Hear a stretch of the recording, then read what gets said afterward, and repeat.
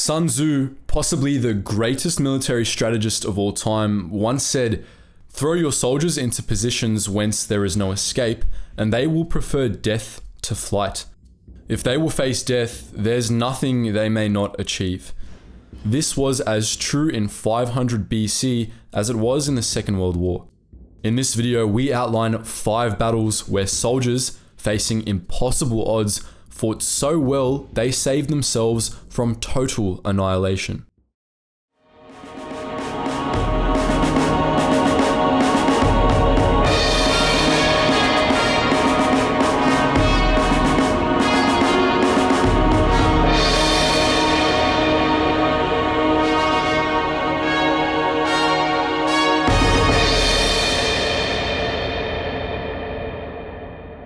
In October 1944, during the overarching Battle of Leyte Gulf, a tiny, outgunned, and outclassed US naval force made such a ferocious last stand that the horrified Japanese were forced to retreat.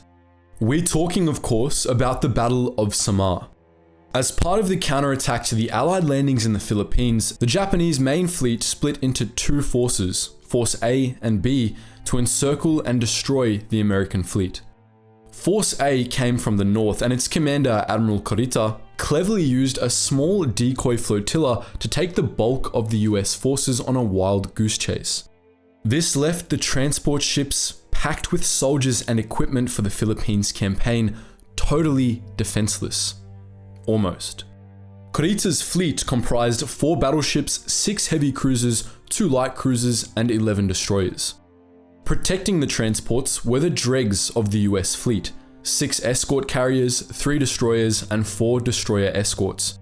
It should have been a turkey shoot for the Japanese, but they got one hell of a surprise. Rear Admiral Sprague, the US commander, knew his meager force was all that stood between the soldiers on the transports and a watery grave, so he went all out. He ordered every available plane to attack the Japanese ships with whatever weapons they had. Some had bombs and torpedoes, but most had only their machine guns. Some planes even went in unarmed, buzzing the ships to cause maximum chaos. On the surface, the destroyers made a desperate charge. Ernest Evans, captain of the lead destroyer USS Johnston, declared to his crew, "This will be a fight against overwhelming odds from which survival cannot be expected. We will do what damage we can." Not long after, Evans was killed, but his heroic charge convinced the Japanese that a larger fleet was near, and they retreated. In the 2.5-hour battle, 1,583 Americans were killed, 5 ships were sunk, and all others were damaged. They'd paid a heavy price, but the transports were safe, thanks to a furious American defense. 4 months earlier, and half a world away, another outnumbered unit also put up such a ferocious defense that their enemy was forced to pull back. During the Battle of Villers-Bocage, just 6 German Tigers, led by the propaganda hero Michael Wittmann, forced the entire British 22nd Armoured Brigade, along with its attached infantry and artillery, to retreat. 9 days after the D-Day landings, Allied units were pushing the Germans inland. Hard fighting by British and American infantry had opened a gap in the German lines, and the Allies were quick to exploit it. The 1st Battalion of the British Rifle Brigade took the lead, and behind them were 60 tanks of the 22nd Armoured Division. Their objective was to seize Point 213, a low ridge overlooking the town of Villers-Bocage. The German commander, Obergruppenführer Dietrich, knew his position was weak. His units were all engaged and he had no reserves left except for one unit, the 101st SS Heavy Panzer Battalion. Though a battalion in name, the 101st was seriously depleted. From a starting strength of 60 Tiger 1s, air attacks and frequent mechanical breakdowns had cut its numbers down to 17. The 2nd Company, commanded by Wittmann, only had 6 serviceable Tigers on the morning of June 13th, 1944. This was the morning of the Allied attack.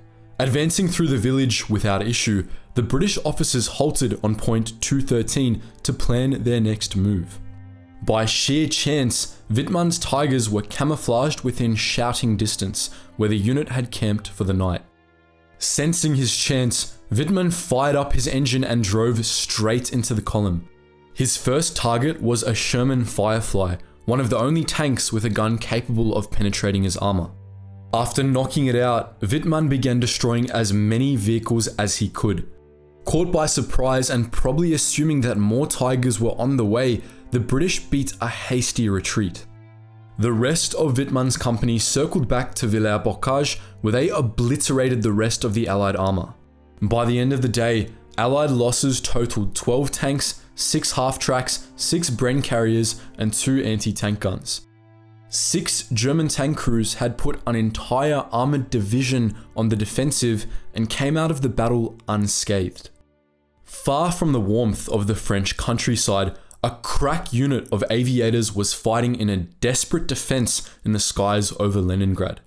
It was November 1941 and Leningrad had been under siege for 2 months. Hitler had sent 130,000 soldiers, 1,000 artillery pieces, 200 tanks, and 800 aircraft east of the metropolis to a region called Tikhvin. The German objective was to push back the Soviets, swing north, and completely encircle Leningrad.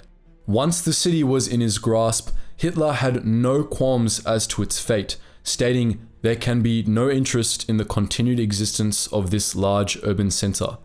The problem of feeding the population should not be solved. Between the people of Leningrad and a cold death stood 3 Soviet armies. Roughly equal to the Germans in terms of soldiers and artillery, the Soviets lacked tanks, aircraft, and experienced commanders. One thing they did have was the 31st Dive Bomber Aviation Regiment. Equipped with the wildly successful Petlyakov PE-2 twin-engine bombers, the 31st quickly transitioned from dive bombing to every other conceivable aerial operation, such as recon, escort, and night fighting. The frigid Soviet winter froze fuel lines and instruments, but the infantry needed air cover, so the mechanics of the 31st worked day and night, keeping the aircraft serviceable.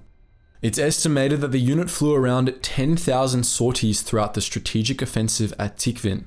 They were constantly harried by the Luftwaffe, but gave as good as they got. Keeping the Luftwaffe on the back foot, the 31st freed up Soviet ground forces to maneuver against the Germans, eventually halting the advance. Stalin was so impressed with the 31st's bravery and sacrifice that he upgraded the unit to Guards status, the first air unit to receive such an honor. By the end of the war, the now renamed 4th Guards Dive Bomber Aviation Regiment had produced 5 heroes of the Soviet Union. In the Pacific, another aerial unit distinguished itself with sheer courage, and its actions likely saved thousands of Japanese lives. The stage for this engagement was the Battle for Guadalcanal in January 1943. Japanese forces had occupied the island since May 1942, but by January, the situation was looking dire. The decisive naval campaign around Guadalcanal had forced most of Japan's heavy ships to retreat to safer waters. On Guadalcanal, the Americans had captured the critical Henderson Field Air Base, and their planes dominated the skies. Having lost a substantial number of planes already, this made the situation even worse for the Japanese Navy. But at least they had food to eat, which was one thing the Japanese army on Guadalcanal was sorely lacking. An effective American blockade was slowly starving the Japanese army to death, causing 50 men to die of starvation-related disease each day. Eventually, the order came to evacuate, but for that to be possible, the Japanese Navy had to take back the initiative. This impossible job was given to 3 squadrons, the Japanese Navy's 701st, 705th, and 751st Air Groups. Kitted out with torpedoes and Mitsubishi G4M and G3M twin-engine bombers, the 3 squadrons were ordered to launch an attack so devastating that Allied forces wouldn't dare return to the area, allowing for a peaceful evacuation.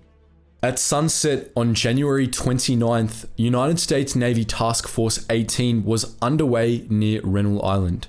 TF-18 was formidable, comprising 3 heavy cruisers, 3 light cruisers, 2 escort carriers, and 8 destroyers. Once their fighters landed for the night, the 701st and 705th, who had been stalking the fleet, attacked. 2 Japanese torpedoes hit heavy cruiser USS Chicago and stopped her dead in the water, but the AA gunners took their toll, destroying 4 bombers. The next day, the 751st closed in to finish the job. Flying low and in formation, the torpedo bombers scored 4 more hits on Chicago, rapidly causing her to sink. The second wave targeted the destroyer USS La Valette, crippling her with a torpedo in the engine room. The bombers returned to base with 12 fewer planes, but had inflicted a serious loss on the Americans. Admiral Nimitz was reportedly so angry that he threatened to shoot anyone who mentioned Chicago's loss. TF-18 was given a good thrashing, and it would be many weeks before they dared to return to Rennell Island. In the meantime, the Japanese could evacuate their starving troops, who had 3 squadrons to thank for their deliverance. Those were 4 stories from the Second World War where units were saved from total annihilation. But what do you think? Had you heard of any of these battles before? Did you know the evacuation of Guadalcanal was only made possible by the sacrifice of 3 bomber squadrons? And lastly, how do you think Captain Evans put his trousers on with those massive brass balls of his? Let us know all that and more in the comment section below, guys. And as always, thank you so much for watching, and I hope you learned something new.